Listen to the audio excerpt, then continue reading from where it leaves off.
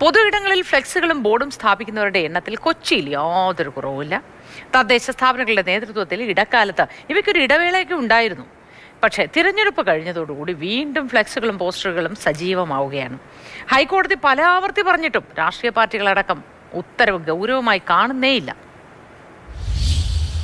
അനധികൃത ഫ്ലെക്സ് ബോർഡുകളും ഹോർഡിങ്ങുകളും കൊടിതോരണങ്ങളും നീക്കം ചെയ്യണമെന്ന് 2018 മുതൽ ഹൈക്കോടതി നിർദ്ദേശം നൽകുന്നതാണ്. പോയ വർഷം, അതായത് 2025 ഹൈക്കോടതി വീണ്ടും ഈ നിർദ്ദേശം കടുപ്പിച്ചു. ഒരു പരിധിവരെ ഇവയൊക്കെ നീക്കം ചെയ്തെങ്കിലും തെരഞ്ഞെടുപ്പ് കാലം കഴിഞ്ഞപ്പോൾ ഈ ഫ്ലെക്സ് ബോർഡുകളും ഹോർഡിങ്ങുകളുമെല്ലാം വീണ്ടും പൊതുവിടങ്ങളിൽ സജീവമായി തുടങ്ങി. ജയിക്കാൻ ഫ്ലെക്സ്, ജയിച്ചു കഴിഞ്ഞാൽ ഫ്ലെക്സ്, ഇനി തോറ്റാലോ അതിന് വേറെയും ഫ്ലെക്സ്. പോസ്റ്റിലെ ഫ്ലെക്സ്, ഫുട്പാത്തിലെ ഫ്ലെക്സ്, ഒടുക്കം തലകീഴായി കിടക്കുന്ന ഫ്ലെക്സ് വരെ. എന്തിനും ഏതിലും നാലാള് കാണുകെ ഒരു ഫ്ലെക്സ് വെച്ചാലേ മലയാളിക്ക് ഉറക്കമാകും.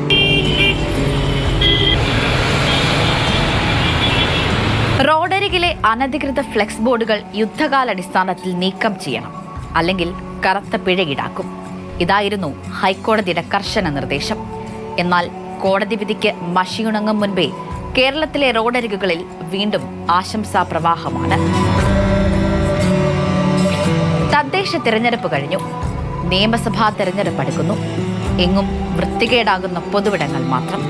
ഫ്ലെക്സുകളുടെ കാര്യത്തിൽ ഭരണപക്ഷത്തിനും പ്രതിപക്ഷത്തിനും എതിരഭിപ്രായമേ ഇല്ല. കോടതി ഉത്തരവിനോ പുല്ലുവില മാത്രം. സർക്കാരിൻ്റെ ഭാഗത്തുനിന്ന് ഇത് നടപ്പാക്കുന്ന കാര്യത്തിൽ അലംഭാവമുണ്ട്. ഓരോ ജില്ലയിലെയും തദ്ദേശ സ്വയംഭരണ വകുപ്പിൻ്റെ ഉത്തരവാദിത്തപ്പെട്ട ഉദ്യോഗസ്ഥൻ നേരിട്ട് ഈ കാര്യം മേൽനോട്ടം വഹിക്കണമെന്നുള്ളതാണ് സർക്കാരിൻ്റെ ഉത്തരവിലും കോടതി വിധിയിലും പറഞ്ഞിട്ടുള്ളത്. അത് അർബൻ അഫയേഴ്സ് ഡിപ്പാർട്ട്മെൻറ്റിൻ്റെ ഒരു ഡെപ്യൂട്ടി ഡയറക്ടർ റാങ്കിലുള്ളൊരു ഉദ്യോഗസ്ഥനാണ് ഓരോ ജില്ലയിലും ഇതിൻ്റെ ഉത്തരവാദിത്തമുള്ളത്. അവരിത് മേൽനോട്ടം വഹിക്കുന്നില്ല എന്നുള്ളത് കൊണ്ടും ആവശ്യമായിട്ടുള്ള നിർദ്ദേശങ്ങൾ താഴേക്ക് കൊടുക്കുന്നില്ല എന്നുള്ളതും വീഴ്ച വരുത്തുന്ന പഞ്ചായത്ത് സെക്രട്ടറിമാർക്കെതിരെ നടപടിയെടുക്കുന്നില്ല എന്നുള്ളതുമാണ് വാസ്തവത്തിൽ ഇതിങ്ങനെ ലംഘനം ഇത്ര വ്യാപകമായിട്ട് വരാനുള്ള ഒരു കാരണം. ഇതൊന്നും മലയാളിക്ക് അത്ര പുതുമയുള്ള കാര്യമല്ല. പക്ഷേ ഇവ വരുത്തിവെക്കുന്ന അപകടങ്ങൾ അത്ര നിസ്സാരവുമല്ല. ബോർഡുകൾ അനുവദിക്കപ്പെടും, പക്ഷേ പാലിക്കേണ്ട ചട്ടങ്ങളുണ്ട്. ഹാൻഡ് റെയിലുകളിൽ കൊടി കെട്ടാനോ, അല്ലെങ്കിൽ റോഡ് സൈഡിൽ ഇത്തരത്തിലുള്ള ബോർഡുകൾ വെക്കാനോ, അല്ലെങ്കിൽ ഈ ട്രാഫിക് ഐലൻഡുകളിൽ ഇത്തരം ബോർഡ് വെക്കാനോ ഒന്നും പറ്റില്ല. അതിന് വളരെ ഡെസിഗ്നേറ്റഡ് ആയിട്ട് വേറെ സ്ഥലം കണ്ടുപിടിക്കണം. അത്തരത്തിലുള്ള ശ്രമം സെക്രട്ടറിമാരുടെ ഭാഗത്തുനിന്ന് ഉണ്ടായാൽ മാത്രമേ പരിമിതമായ സ്ഥലത്തെങ്കിലും അവർക്ക് ഈ പെർമിഷൻ നൽകാൻ സാധിക്കുകയുള്ളൂ. അതൊരിക്കലും റോഡ് സേഫ്റ്റി നിയമങ്ങളെ ബാധിച്ചുകൊണ്ട് കൊടുക്കാനും പറ്റില്ല. അങ്ങനെ കൊടുത്തിട്ട് എന്തെങ്കിലും അപകടം ഉണ്ടായാൽ അതിൻ്റെ ഉത്തരവാദിത്വം കൂടി ഇത് അനുവദിക്കുന്ന സെക്രട്ടറിമാരുടെ തലയിൽ നിയമപരമായി വരാൻ സാധ്യതയുണ്ട്. പൊതുവിടങ്ങളിലെ പോസ്റ്ററുകളാണ് മറ്റ് താരങ്ങൾ. ഒരു തിരഞ്ഞെടുപ്പ് കഴിഞ്ഞ് അടുത്ത തിരഞ്ഞെടുപ്പ് വരെ സ്ഥാനാർത്ഥികൾ ചിരിച്ചുകൊണ്ട് യഥാസ്ഥാനത്ത് തന്നെ തുടരും.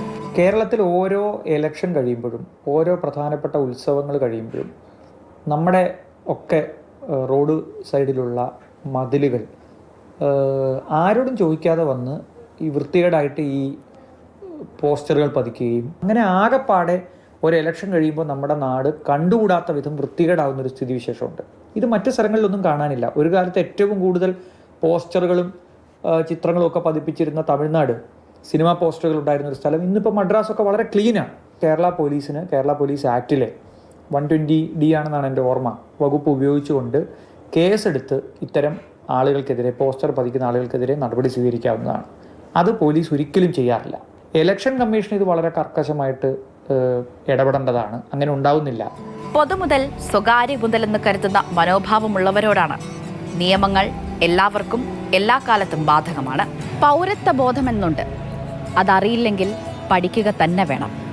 എത്ര പറഞ്ഞാലും മലയാളിക്ക് മനസ്സിലാവില്ല. ഇനി കോടതിക്ക് വടിയെടുക്കേണ്ടി വരും.